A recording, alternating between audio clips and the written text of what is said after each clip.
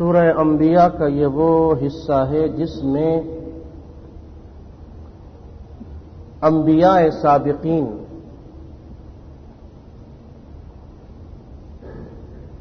جن کا ذکر ہم اس صورت میں پڑھتے آ رہے ہیں، اللہ تعالی کے جلیل القدر انبیاء علیہم الصلاۃ والسلام، وَلَقَدْ آتَيْنَا إِبْرَاهِيمَ رُشْدَهُ مِنْ قَبْلُ وَكُنَّا بِهِ عَالِمِينَ آیت نمبر 51 سے انبیاء کے اس قصے کا آغاز ہوا، اور ان مجموعہ آیات میں بڑے اہم جلیل القدر پیغمبروں کا ذکر ہے۔ اس وقت ہم اس حصے کے اختتام پہ پہنچ گئے ہیں، اور کچھ آیات کے بعد پھر اس سورت کا اختتام ہو جائے گا۔ جس طرح آغاز توحید خالص پہ ہوا تھا، اسی طرح انتہا بھی توحید خالص پہ ہوگی۔ اس سے پہلے جو 2 آیات ہم نے پڑھی تھیں، وہ ایک اور مشہور پیغمبر یونس علیہ الصلاۃ والسلام سے متعلق تھیں، دعائے یونس اور آیت کریمہ، اور اس سے متعلق جو اہم امور تھے ان کو گزشتہ ہفتے کے درس میں ہم نے بیان کیا۔ آج جو آیت ہم نے پڑھی ہے، آیت نمبر 89 اور آیت نمبر 90، ان 2 آیات میں گزشتہ 2 آیات کی طرح ایک اور مشہور پیغمبر زکریا علیہ الصلاۃ والسلام کا ذکر ہے، اور اس ذکر کا تعلق اولاد کے ہونے یا نہ ہونے سے ہے۔ تو ارشاد فرمایا وَزَكَرِيَّا، نبیوں کے ان قصوں میں زکریا کے قصے کو بھی یاد کرو۔ اذ نادى ربہ، جب اس نے اپنے رب کو پکارا، ربی، اے میرے رب۔ زکریا علیہ السلام کی دعا جو قرآن نے نقل کی ہے وہ یہ ہے، انہوں نے اپنے اللہ کے سامنے اپنا دامن پھیلایا اور دعا کی، ربی، اے میرے رب، لا تذرنی فردا، مجھے اکیلا مت چھوڑ، وانت خیر الوارثین، اور تو سب سے بہترین وارث ہے۔ نبی چونکہ علم نبوت کی بنا پہ بولتا ہے جو سراسر اور کل کا کل یقین ہوتا ہے، نبی کا علم ناقص نہیں ہوتا، چونکہ وہ اللہ کی طرف سے ہوتا ہے، وہ یقین کامل اور عین یقین ہوتا ہے۔ نہ صرف علم یقین ہوتا ہے بلکہ وہ عین یقین ہوتا ہے۔ اس لیے نبی جب زبان سے کچھ کہتا ہے تو اس نبی کے کہنے میں اور عام شخص کے کہنے میں فرق ہوتا ہے کہ نبی اللہ کے حکم سے بولتا ہے۔ دعا کا طریقہ ہمیں سکھایا، اور پھر یہ بھی بتایا کہ دیکھو، ایک تو وہ آیت تمہارے ذہن میں رہے جو سورہ مریم کی شروع میں ہم نے پڑھی، زکریا علیہ الصلاۃ والسلام اللہ سے اولاد مانگتے ہیں، اور ہم نے بتایا کہ ان دونوں آیات کا تعلق اولاد کے ہونے اور نہ ہونے سے ہے۔ اللہ تعالی خالق و مالک ہیں، ہر مخلوق پیدا کرنے والا خالق و خلاق وہی ہے سبحانہ و تعالی۔ وہ انسانوں کو بھی دوسری مخلوقات کی طرح اس کائنات کے اوپر رہنے کے لیے وقت مقرر دیتا ہے، اور اس نے وقت مقرر دیا ہوا ہے۔ وَلَكُمْ فِي الْأَرْضِ مُسْتَقَرٌّ وَمَتَاعٌ إِلَىٰ حِينٍ۔ اب یہ اس کی حکمت ہے کہ وہ ان انسانوں کو جب آزماتا ہے تو کچھ ایسے اس کے بندے اور بندیاں ہوتے ہیں کہ جن کو وہ اولاد دے کر آزماتا ہے، کچھ بندیاں اور بندے ایسے ہوتے ہیں کہ ان کو اولاد نہ دے کر آزماتا ہے، اور اولاد دے کر آزمانا یہ اولاد نہ دے کر آزمانے سے زیادہ سخت آزمائش ہے۔ اس لیے قرآن نے کسی بھی مقام پہ یہ نہیں کہا کہ جس کی اولاد نہیں ہے یہ اس کے لیے فتنہ ہے، یہ اس کی آزمائش ہے، یہ نہیں کہا۔ لیکن جس کو اولاد دی جاتی ہے، جب اولاد کا ذکر آیا تو کہا کہ اولاد فتنہ ہے، اولاد تمہاری دشمن ہے۔ قرآن یہ کہہ رہا ہے یا ایھا الذین آمنوا ان من ازواجکم واولادکم عدوا لکم فاحذروہم، ایمان والو تمہاری بیویاں، تمہاری اولاد یہ تمہارے دشمن ہیں۔ تو یہ اللہ کی طرف سے آزمائش ہے۔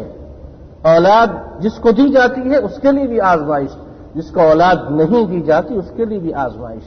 زکریا علیہ الصلاۃ والسلام یہاں انسان کے اس فطری جذبے کو، اس فطری طلب کو، اس ضرورت کو پیش کرتے ہیں کہ اے میرے مولا تو مجھے اکیلا مت چھوڑ، تنہا مت چھوڑ۔ دنیا کی زندگی میں بھی اگر میری اولاد نہیں ہوگی تو میں اپنے آپ کو تنہا محسوس کروں گا، اور یہ فطری چیز ہے، جس کی اولاد نہیں ہوتی وہ واقعی اپنے آپ کو تنہا محسوس کرتا ہے۔ اور اگر وہ تنہا محسوس نہ کرے تو خیر سے ہمارے معاشرے میں ایسے لوگوں کی اور ایسی عورتوں کی کوئی کمی نہیں ہے کہ جو جن کی اولاد نہیں ہے ان کو بار بار احساس دلاتے رہیں، وہ تانوں کی شکل میں ہو یا وہ کسی اور شکل میں ہو کہ بچے کیوں نہیں ہوئے، کتنا عرصہ ہو گیا شادی، کمال ہے، علاج کروایا نہیں کروایا، فلاں کے پاس گئی کہ نہیں گئی۔ تو اس قسم کے شرارت پسندانہ ذہن کی عورتوں مردوں کی کوئی کمی نہیں ماشاءاللہ، یہ خیر سے ہر جگہ موجود ہے۔ انسان کی فطرت ہے کہ اولاد نہیں ہوتی اسے تنہائی محسوس ہوتی۔ زکریا علیہ السلام نبی ہیں لیکن بشر ہیں، اس بشری کمزوری کو پیش کرتے ہیں لا تذرنی فردا، اے میرے مولا مجھے تنہا مت چھوڑ۔ حالانکہ کتنے وہ ہیں جن کی اولاد ہے پھر بھی وہ تنہا ہے، اور کتنے وہ ہیں جن کی اولاد نہیں ہے اور سب کچھ ان کا ہے۔ کتنے وہ ہیں کہ جن کو ان کی اپنی اولاد نے چھوڑ دیا، اور کتنے وہ ہیں کہ جن کو دوسروں نے اتنی محبت دی، اتنی چاہت دی کہ وہ یہ سمجھنے لگے کہ واقعی یہی اخلاص اور یہی محبت ہے۔ اور بھی دکھ ہیں زمانے میں، تو کہا کہ زکریا علیہ الصلاۃ والسلام نے ایک اس بات کو اپنے مد نظر رکھا، اور دوسرا یہ کہا کہ اے احکم الحاکمین، وارث بھی انسان کا ہوتا ہے جو اس کے مرنے کے بعد اس کے نام کو روشن رکھتا ہے۔ لیکن آپ اس آیت کے اس آخری ٹکڑے پہ ذرا غور کیجئے، دیکھیے اور اس پہ تدبر کیجئے کہ اللہ کا نبی اپنے اس علم نبوت کی روشنی میں اپنے اس عقیدہ خالص کو پیش کر کے ہمیں کیا سمجھانا چاہتا ہے کہ دیکھو میں اللہ سے وارث تو مانگتا ہوں اور مانگنا چاہیے، دنیا کا دستور ہے، اللہ نے خود ہی تو یہ کہا ہے کہ المال والبنون زینت الحیات الدنیا، لیکن یہ اولاد جس کو میں وارث اور وراثت کے لیے مانگتا ہوں یہ بھی حقیقی وارث نہیں ہے۔ حقیقی وارث تو وہی ہے، وارث وہ ہوتا ہے جو موروث کے جانے کے بعد باقی رہتا ہے۔ اب کوئی بتائے کہ اس دنیا میں کوئی باقی رہنے والا ہے؟ اس لیے اللہ کے اسماء حسنی میں اس کے خوبصورت اچھے اچھے مبارک ناموں میں ایک نام کیا ہے؟ الوارث، وہ جو ہمیشہ رہے گا۔ باقی جتنے وہ رساں ہیں یہ ختم ہو جائیں گے۔ آج جو وارث بنا کل کو یہ مر جائے گا، اس کا کوئی اور وارث بنے گا۔ اس لیے زکریا علیہ السلام نے کہا کہ اے اللہ حقیقی وارث تو ہی ہے، لیکن دنیا کی زندگی میں بھی ایک وارث ہوتا ہے۔ اور سورہ مریم میں ہم نے پڑھا کہ وہاں پہ زکریا علیہ السلام نے دعا میں یہ کہا تھا کہ مجھے وارث چاہیے، وارث وہ کہ جو یعقوب سے لے کر مجھ تک نبوت کا علم جو ورثے میں مجھے ملا ہے اس علم کو حاصل کر لے۔ تو زکریا کی طلب دنیا کی وراثت کے لیے نہیں تھی، نبوت کی وراثت کے لیے تھی، اس لیے اللہ نے زکریا کو بیٹا دیا، اس کو بھی نبوت سے نوازا، نبی بنا کے دیا، نام بھی خود رکھا یحییٰ۔ وَأَنْتَ خَيْرُ الْوَارِثِينَ، ارشاد فرمایا کہ فَاسْتَجَبْنَا لَهُ وَنَجَّيْنَاهُ مِنْ فَاسْتَجَبْنَا لَهُ وَوَهَبْنَا لَهُ يَحْيَىٰ وَأَصْلَحْنَا لَهُ زَوْجَهُ۔ اللہ یہ فرماتا ہے کہ فَاسْتَجَبْنَا لَهُ، ہم نے اس کی دعا کو سن لیا، قبول کر لیا، وَوَهَبْنَا، اور ہم نے عطا کیا، بخشش کے طور پہ عطا، ہمارا عطیہ تحفہ وہ ہم نے دیا اس کو، اور اس کی بیوی کو بیٹا دیا جس کا نام جیسا کہ سورہ مریم میں ہم نے پڑھا کہ یحییٰ، اور سورہ آل عمران میں بھی یہ بات اور یہ ذکر موجود ہے۔ وَأَصْلَحْنَا لَهُ زَوْجَهُ، زکریا علیہ السلام کی اہلیہ کا ذکر ہے، وَأَصْلَحْنَا لَهُ زَوْجَهُ، ان کی بیوی کی ہم نے اصلاح کی، یعنی وہ بیمار تھی، ان کو صحت سے نوازا، اور وہ بوڑھی ہو گئی تھی، بانجھ ہو گئی تھی، اس عمر میں پہنچ چکی تھی جس عمر میں بچے نہیں ہوتے، اللہ نے مہربانی کی اور اس بیماری کو دور کر دیا۔ کیوں؟ اس لیے انہم کانوا یسارعون فی الخیرات، یہ دونوں میاں بیوی اور ان سے پہلے جتنے نبیوں کا ذکر تم نے پڑھا ہے یہ سارے کے سارے نیکی کے کاموں میں ایک دوسرے سے سبقت لے جانے والوں میں سے تھے۔ وَيَدْعُونَنَا رَغَبًا وَرَهَبًا، اور ہمیں امید اور خوف بھرے جذبات میں پکارا کرتے تھے۔ وَكَانُوا لَنَا خَاشِعِينَ، اور ہمارے سامنے ہر وقت خشوع خضوع کی حالت میں رہتے تھے۔ تو اولاد کا نہ ہونا اور اولاد کا ہونا، اس کا تعلق اللہ تعالی کی ذات سے ہے۔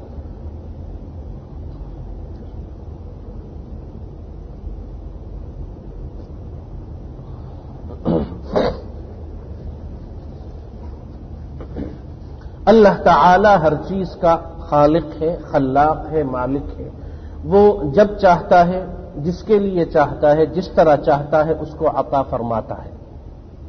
وہ اگر کچھ روک لے تو کوئی دینے والا نہیں ہے، وہ اگر دے تو کوئی روکنے والا نہیں ہے۔ سورہ فاطر کی آیت نمبر 2 میں فرمایا ما یفتح اللہ للناس من رحمۃ فلا ممسک لها وما یمسک فلا مرسل له من بعده، اللہ جس کے لیے کھول دے، یعنی اللہ جس کو فراخی دے، وسعت دے، کوئی چیز عطا کرنا چاہے، فلا ممسک لها، اس کو پکڑنے والا، روکنے والا اور کوئی نہیں ہے۔ اور اگر اللہ کسی کو کچھ نہ دینا چاہے تو پھر کوئی پیر مرشد دینے والا، ڈاکٹر وغیرہ دینے والا نہیں ہے۔ وَهُوَ الْعَزِيزُ الْحَكِيمُ، زبردست ہے اور حکمت والا ہے۔ آپ علیہ الصلاۃ والسلام ہر نماز کے بعد یہ دعا کرتے ہیں اللہم لا مانع لما اعطیت ولا معطی لما منعت ولا ينفع ذا الجد منك الجد، اے اللہ اگر تو دینا چاہے کوئی منع کرنے والا نہیں ہے، تو منع کرے کوئی دینے والا نہیں ہے، تیرے سوا کوئی اور فائدہ پہنچانے والا نہیں ہے۔ تو اولاد کی طلب کا دل میں ہونا، شادی کے بعد سب سے پہلی طلب میاں بیوی دونوں کے دل میں اولاد کی ہوتی ہے، یہ فطری چیز ہے، اور اللہ نے ہر انسان کی فطرت اسی چیز پہ بنائی ہے، اور اسی لیے فرمایا کہ ہم نے ہر چیز کو جوڑوں کی شکل میں بنایا، جیسا کہ قرآن میں خود اللہ کا ارشاد ہے، ہر چیز کو اللہ نے جوڑوں کی شکل میں بنایا، خود قرآن اس کا گواہ ہے۔ اور انسانوں کی اس نسل کو 2 انسانوں سے اللہ نے چلایا، جس طرح سورہ نساء کی پہلی آیت میں ہے یا ایھا الناس اتقوا ربکم الذی خلقکم من نفس واحدہ وخلق منها زوجها وبث منهما رجالا كثيرا ونساء. اور اس زمین پر ان دو انسانوں کو بھیجا، اس لیے بھیجا کہ اس زمین کے اوپر یہ دو انسان اس زمین کو آباد کریں، اور زمین کی آبادی کے لیے اولاد کا ہونا ضروری تھا، اس لیے ان دونوں کو اللہ نے خوب اولاد سے نوازا، اور یہ انسانی سلسلہ چلا، اس کا آغاز ہوا. تو کہا کہ دیکھو اس زمین پر تم نے رہنا ہے. آیت نمبر 36 پہلے سپارے میں سورہ بقرہ میں کہا وَلَكُمْ فِي الْأَرْضِ مُسْتَقَرٌّ وَمَتَاعٌ إِلَىٰ حِينٍ. اللہ کی طرف سے وقت مقرر تک تم سب نے اس زمین کے اوپر رہنا ہے، ہر ایک کے لیے اس کا وقت مقرر ہے، اس وقت تک وہ زندہ رہے گا. اور پھر اس دنیا میں جہاں دوسری چیزوں کو زمین اور زمین والوں کے لیے خوشی، مسرت، چین، سکون، آرام، راحت کا سبب بنایا، ان چیزوں میں سب سے اہم چیز اولاد ہے. اس لیے کہا سورہ کہف میں ہم نے پڑھا آیت نمبر 46 میں کہ المال والبنون زینۃ الحیات الدنیا والباقیات الصالحات خیر عند ربک ثوابا وخیر املا. مال اور اولاد یہ دنیا کی زینت اور خوبصورتی ہے، اور باقی رہنے والی چیز عمل صالح ہے. تمہارا اپنا عمل اگر ٹھیک ہے یہ اچھی چیز ہے، باقی رہنے والی ہے، کام آنے والی ہے. اولاد اگر صالح متقی ہے، اس کا عمل ٹھیک ہے، تو یہ اولاد تمہارے لیے باعث رحمت اور باعث نجات ہے. اگر اولاد کا کردار اور اخلاق بگڑ گیا ہے، خراب ہے، فاسد ہے، اور وہ فاسد ہیں، تو یہ اولاد تمہارے لیے باعث نجات نہیں ہے، باعث عذاب اور باعث ہلاکت ہے، دنیاوی ہلاکت بھی، اخروی ہلاکت بھی. اور چونکہ اولاد کی طلب فطری چیز ہے، اس لیے نہ صرف یہ کہ زکریا علیہ السلام اولاد مانگتے ہیں، بلکہ اللہ کا خلیل ابراہیم بھی بڑھاپے میں اللہ سے اولاد مانگتا ہے. اس طرح زکریا علیہ السلام کے بارے میں مفسرین نے لکھا کہ 80 سال اور بعض نے کہا 120 سال کی عمر ہو گئی، اولاد نہیں ہے، اللہ سے اولاد کی دعا کرتے ہیں. اور اس چیز کو سورہ شورى میں اللہ نے آیت نمبر 49 اور 50 میں بیان کر دیا کہ دیکھو للہ ملک السماوات والارض، زمینوں اور آسمانوں کی بادشاہت کس کے لیے ہے؟ اللہ کے لیے. یخلق ما یشاء، جس چیز کو وہ چاہتا ہے پیدا کرتا ہے، وہی خالق ہے. یہب لمن یشاء اناثا ویہب لمن یشاء الذکور، جس کو وہ چاہتا ہے بیٹیاں دیتا ہے، جس کو چاہتا ہے بیٹے دیتا ہے. یجعل، اور فرمایا کہ او یزوجہم ذکرانا و اناثا، جس کو وہ چاہتا ہے بیٹیاں بھی دیتا ہے، بیٹے بھی دیتا ہے. ویجعل من یشاء عقیما، اور جس کے لیے وہ نہیں چاہتا اس کو بے اولاد بنا دیتا ہے.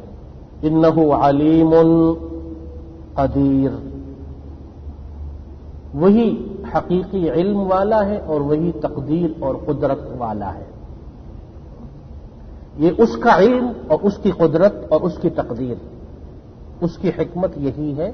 جس کے بارے میں وہ فیصلہ کر لے تو لڑکے دیتا ہے، جس کے بارے میں فیصلہ کرے لڑکیاں دیتا ہے، لڑکے نہیں دیتا. جس کے بارے میں فیصلہ کر لے لڑکیاں لڑکے دونوں دیتا ہے، اور جس کے بارے میں وہ فیصلہ کرے کچھ بھی نہیں دیتا. آدم علیہ الصلاۃ والسلام کو اللہ نے اپنی قدرت سے بغیر باپ، بغیر ماں اور بغیر کسی ظاہری سبب کے پیدا کیا. حوا کو آدم علیہ السلام کے جسم سے پیدا کیا. عیسیٰ علیہ الصلاۃ والسلام کو ماں سے بغیر باپ کے پیدا کیا. اور باقی جتنی مخلوق ہے ان سب کو ماں باپ سے، یعنی میاں بیوی سے پیدا کیا کہ ہر انسان کی نسل اسی طریقے پہ چلتی ہے۔ اور انبیاء علیہم الصلاۃ والسلام میں کتنے وہ نبی ہیں جن کو اللہ نے نہ بیٹیاں دی نہ بیٹے دیے، جن میں ایک یحییٰ علیہ الصلاۃ والسلام ہیں جو زکریا کے بیٹے ہیں۔ یہ زکریا جو بڑھاپے میں اللہ سے اولاد اور بیٹا مانگتے ہیں، اللہ یحییٰ دیتے ہیں۔ یحییٰ علیہ الصلاۃ والسلام کی اولاد نہیں ہوئی، عیسیٰ علیہ الصلاۃ والسلام کی اولاد نہیں ہوئی۔ تو اولاد کا نہ ہونا اگر دنیاوی یا دینی نقصان کی بات ہوتی، کمزوری کی بات ہوتی اور برائی اور اس میں کوئی اور عیب اور نقص ہوتا، اللہ کبھی بھی اپنے کسی نبی کو نقص والا عیب والا نہیں بناتا۔ معلوم یہ ہوا کہ یہ کوئی عیب نہیں ہے، یہ کوئی عیب نہیں ہے، یہ کوئی برائی نہیں ہے کہ کسی کی اولاد نہ ہو۔ یحییٰ علیہ السلام کی اولاد نہیں ہوئی، عیسیٰ علیہ السلام کی اولاد نہیں ہوئی، شعیب علیہ السلام کو اللہ نے بیٹیاں دی، بیٹا نہیں دیا، لوط علیہ السلام کو اللہ نے بیٹیاں دی، بیٹا نہیں دیا، محمد الرسول اللہ صلی اللہ علیہ وسلم کو بیٹا یا بیٹے دیے اور لے لیے، کوئی بیٹا زندہ نہیں رہا۔ تو گویا کہ ظاہری اس اعتبار سے نبی علیہ الصلاۃ والسلام جو سید الاولین والآخرین ہیں ان کو بھی اللہ نے بیٹیاں دی، بیٹا نہیں دیا۔ تو صرف بیٹیوں کا ہونا یہ بھی عیب نہیں ہے۔ اگر یہ عیب ہے تو محمد الرسول اللہ صلی اللہ علیہ وسلم کو اللہ نے بیٹیاں ہی دی۔ اس لیے کہا کہ دیکھو یہ تمہاری سمجھ کی بات نہیں ہے، یہ اللہ کی حکمت کی بات ہے۔ وہ حکیم ہے، وہ علیم ہے، وہ قدیر ہے، وہ جس کے لیے جس طرح چاہتا ہے فیصلہ کرتا ہے۔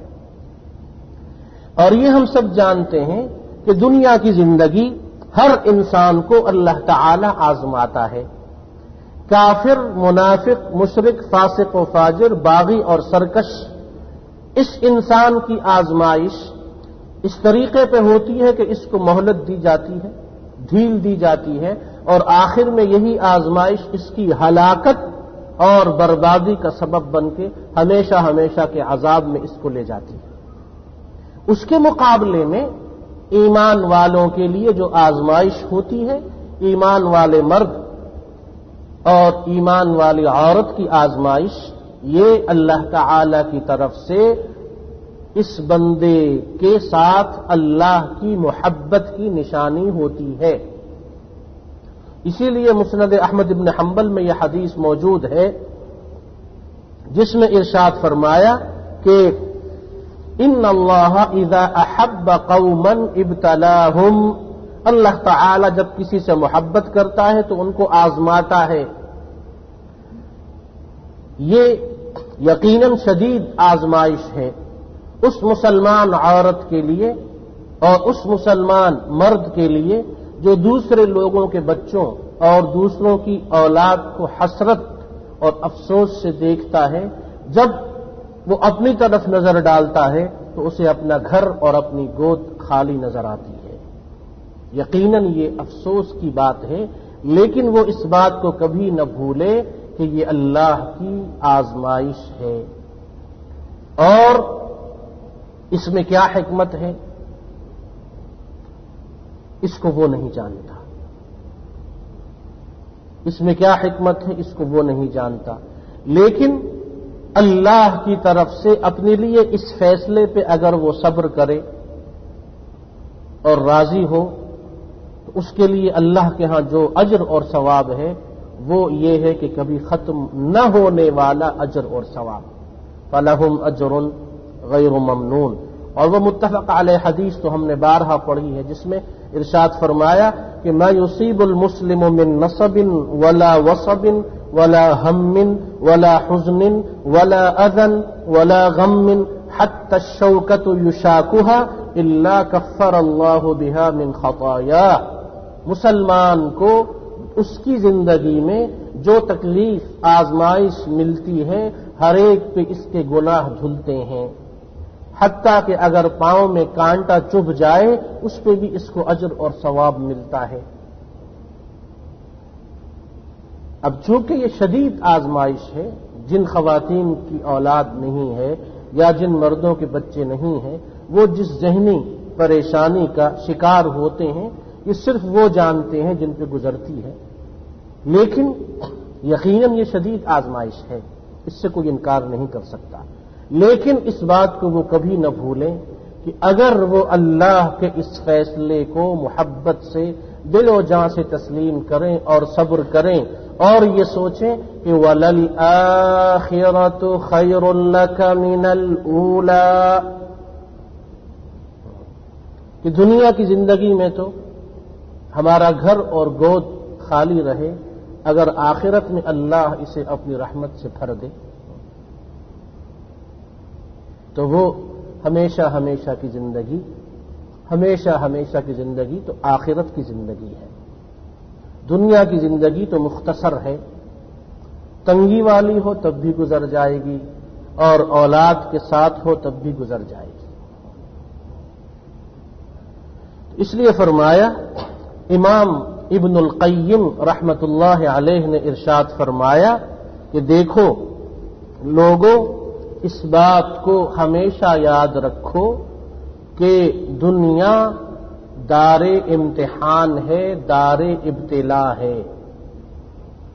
دنیا اللہ تعالی نے ایمان والوں کے لیے راحت اور آرام کی جگہ نہیں بنائی۔ اب اگر کسی کو وقتی طور پہ راحت اور آرام مل جائے تو وہ اس کو اللہ تعالی کا اپنے اوپر زیادہ فضل اور انعام سمجھے، اور جس کو راحت اور آرام نہ ملے، تکلیف اور آزمائش سے دوچار ہونا پڑے، تو وہ اللہ کے اس فیصلے کو عین عدل سمجھے۔ سمجھ میں آئی بات؟ کہ دنیا کی جو حقیقت ہے وہ آرام اور راحت نہیں، دنیا کی حقیقت ہے تنگی اور مشقت اور تکلیف اور آزمائش۔ اب اس آزمائش میں جس کو آرام مل جائے تو وہ اس کو اللہ کا زیادہ فضل سمجھے، اور جس کو آرام نہ ملے وہ اس کو عین عدل سمجھے۔ اس لیے کہ پہلے بتا دیا گیا کہ یہ دنیا مشقت کی جگہ ہے اور ہم تم لوگوں کو ضرور آزمائیں گے۔ وَلَنَبْلُوَنَّكُمْ لِيَبْلُوَكُمْ، بار بار یہ لفظ قرآن میں مختلف مقامات پر آ کر ہمیں بتا رہا ہے کہ اس سبق کو اور اس بات کو کبھی نہ بھولنا۔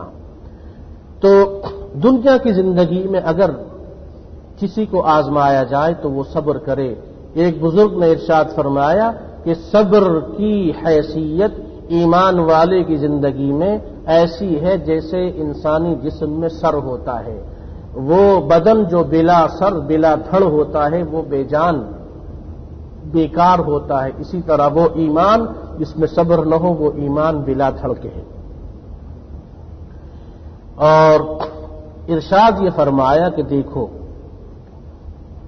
صبر کے ساتھ ایک دوسری چیز کا ہونا بھی ضروری ہے، جو اللہ تعالی کی ہر تقدیر پر، یعنی ہر لکھی ہوئی بات اور مقدر کی ہر بات، ہر قسم کی تقدیر اور ہر قسم کی آزمائش، اس پر انسان نہ صرف صبر کرے بلکہ رضامند بھی رہے۔ صبر کرے، رضامند بھی رہے، اس لیے کہ کتنے وہ ہیں جو صبر کرتے ہیں اور یہ